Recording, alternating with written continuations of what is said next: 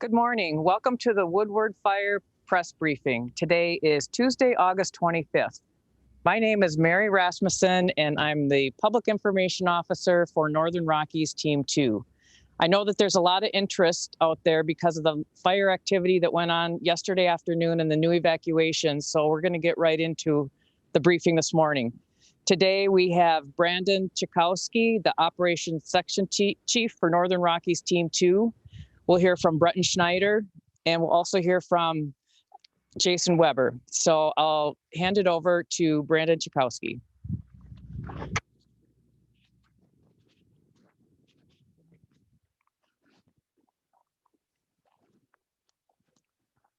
Good morning, everybody. Obviously, folks know there was some increased activity yesterday. Didn't get an IR flight, infrared flight yesterday late. So some of the growth that happened in the evening will not be recorded on the map. The last flight being a little over 2,700 acres. We're estimated probably another 300 or 350 acres. And why one of the reasons that is important is when we talk about containment of the fire.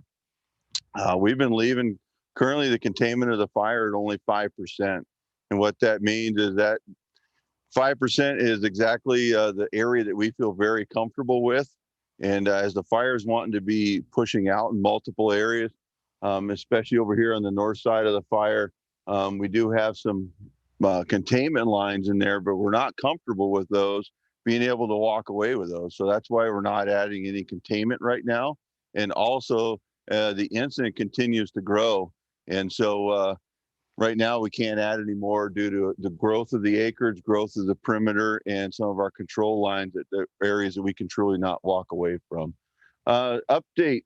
So starting here on the north side of the fire, coming here off of the beach area, in between Santa Maria Creek and Coast Camp Creek.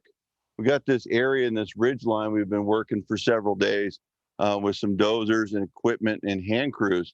What's happened down here yesterday afternoon is we had a lot of increased fire activity in some of the coastal scrub. It wasn't in the trees, it was in the flashier scrub fuels.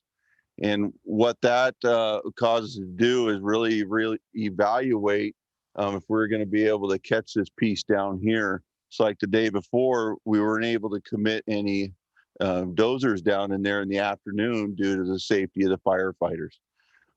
We had aircraft working that. We had the couple of scoopers, the large scoopers, and some retardant that did come in on that section.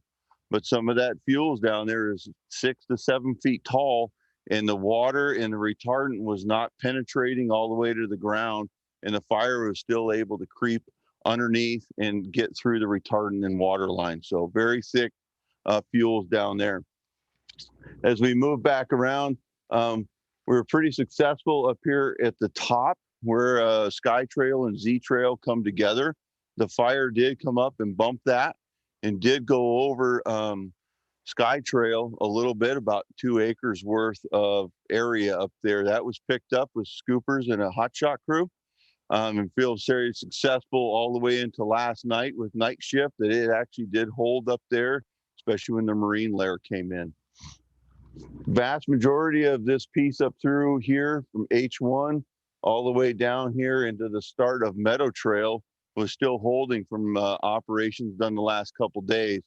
But still, once again, not good enough for us to say there's any containment in there yet. Where we did have quite a bit of activity as we continue to come around is off of this Meadow Trail area. The fire was progressing here to the north.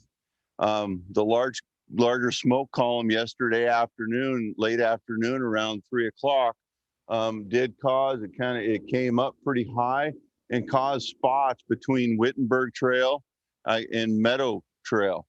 Those spots worked very aggressively with aircraft, times up to 4 helicopters and a couple scoopers working in there, try to containing and holding those spots. But due to the very dry fuels, with very limited success. We kept some of the behavior down, but they became established.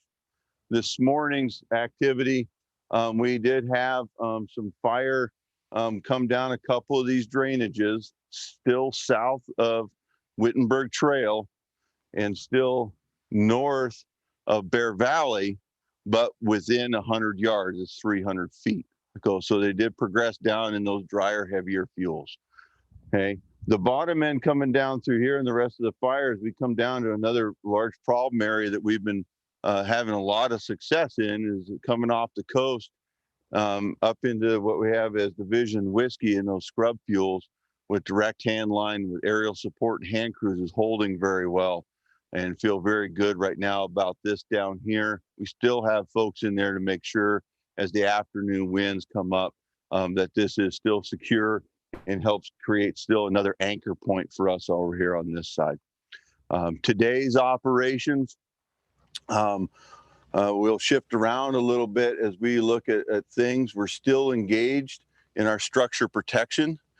We have folks out there looking at the communities, continuing assessments in the area, and working closely with Marin County Fire and also the Sheriff's Department in these areas to make sure that we know where things are at, and if the fire wants to move to those areas, we can get additional emergency type resources from the local entities, especially Marin County Fire, and we can move our resources to the higher values at risk, covering our structure areas. We're going to continue this morning with the fog layer to secure the piece up here in our Division Charlie off of Sky Trail, and to work on getting the dozer down through the scrub fuel this morning. That is one of the plans that we have, to try to get some better security and feel more comfortable that our northern edge is secure. As we continue around, we have to finish trying to assess, hopefully with some infrared or a helicopter flight here in about an hour, hour and a half, as the marine layer picks up, where in here we have spots between Wittenberg and Meadow Trail. Once we kind of assess that, it'll give us a little bit better idea of where our fire is and what kind of additional control measures we have to do, and possibly even doing some additional burning, or not additional, initiate some burning along the Bear Valley Trail to basically get ahead of the fire and keep it all north of Bear Valley Trail. So a little bit, few things going on today that we need to double check on before we can heavily engage all the resources, as things changed yesterday and not quite know where everything is at night without some nighttime infrared type flights. So thank you for your time.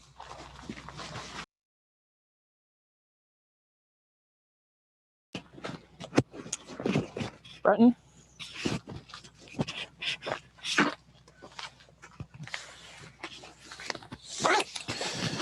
Thank you, Mary. So I'm going to speak a little bit about the evacuation order that took place yesterday, and also some new warnings that were put in place last night. So we maintain a pretty heavy presence and constant communication with the incident command and operations, talking about threat to the different communities that are close to the fire line or maybe in line of the fire line. So last night we did issue an evacuation warning, or sorry, an evacuation order for the area of Silver Hills Road, Fox Drive, and Norrin Way. And that is a piece up here that we were concerned because of the way that the fire was progressing on the north end up here in Division Echo and Division Charlie. In addition to those orders last night, we anticipate that affected around 90 structures. We had deputies up patrolling the area all throughout the night, and deputies went from house to house to check and make sure that people were out of the area. In addition to that, we issued an evacuation warning last night for all the areas from basically the intersection of Sir Francis Drake Boulevard and Highway 1 in Olema, north up to Olema Hill. So everything Sir Francis Drake and north, from Lagunitas Creek here, which is near the Green Bridge, everything south of that area, and everything to the west and the east of Highway 1. So that actually includes where we're located here in the Bear Valley Visitor Center, and then also a lot of the residents that are to the east of Highway 1. That does include areas like the Olema Campground and some businesses in here, and also the structures that are located to the north side of Sir Francis Drake. And then our polygon comes down to include the Vidana Retreat. So all of these areas here under evacuation warning. As Brandon said, there is going to be potential for, again, increased smoke and fire behavior today as the marine layer lifts and we see fire activity pick up. In addition to that, the spotting that occurred here in the just above the visitor center was a little concerning, and that's why we issued the evacuation warning for the areas to the east and west of Highway 1, north of Sir Francis Drake, and south of Lagunitas Creek.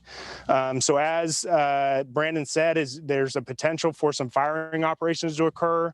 If those firing operations do occur, you're going to see a lot of smoke like we saw yesterday, and that's why we've placed this area on evacuation warning, so that if the wind were to shift, we're to see some of that short range spotting again. This area already has had time to prepare in the case we do have to issue evacuation orders.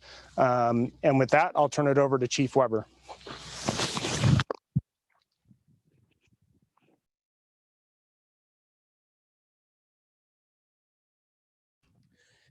Good morning, everybody. Thank you, Brendan and Brenton. I'm not going to get into the operational update. They did a fantastic job with that. I want to thank the community. I know this is challenging. I know yesterday was discouraging. We're getting some favorable weather and we're still not seeing the progress we'd like. This fuel is extremely challenging. Some of the areas we're working have no recorded fire history, and it's decadent timber that hasn't ever burned, and it's presenting a lot of challenges for us. We ask, if we issue these evacuation warnings, that you be prepared when we issue the orders, that you leave. We need the room and the space. We have very limited resources across the state, and if we have to make an investment in getting people out when it's too late, it's going to take away from our ability to fight those fires, which challenges us. They talked about the operations. I can tell you that I've been working diligently to make sure that as they build their plans, we're able to staff the plans. If the fire shifts or starts to get into the structures, those emergency resources Brendan was talking about is what we're building to make sure we can support you. Also want to remind you, both for the North Marin water system as well as the Inverness water systems, these are fragile systems with not a lot of volume of water. So please don't turn sprinklers on ahead of time. If we place you under an evacuation order, we ask that you leave a light on the front porch and then leave, but do not turn sprinklers and other water systems on. We can't afford to lose all that water. We're going to need it for the firefight. And again, just thank you for your patience. I know this is challenging for the communities. We have a lot of people doing a lot of great work out here, and we're going to continue that until the end.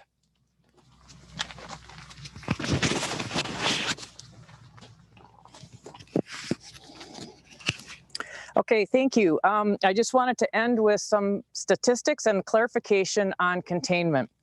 So the fire is now at 2,739 acres. Containment is 5%. And what that 5% is, if you can see the black line, it's all along the coast. And there's a little bit of a part that comes inland from the coast. So that is the 5% containment. We have 236 personnel. And of those personnel, we have 7 crews, 19 engines, 5 helicopters that have water dropping capacity, and 2 water scoopers that are scooping water out of the ocean and dropping it on the lake and dropping it on the fire. And that concludes today's briefing. Thank you for tuning in.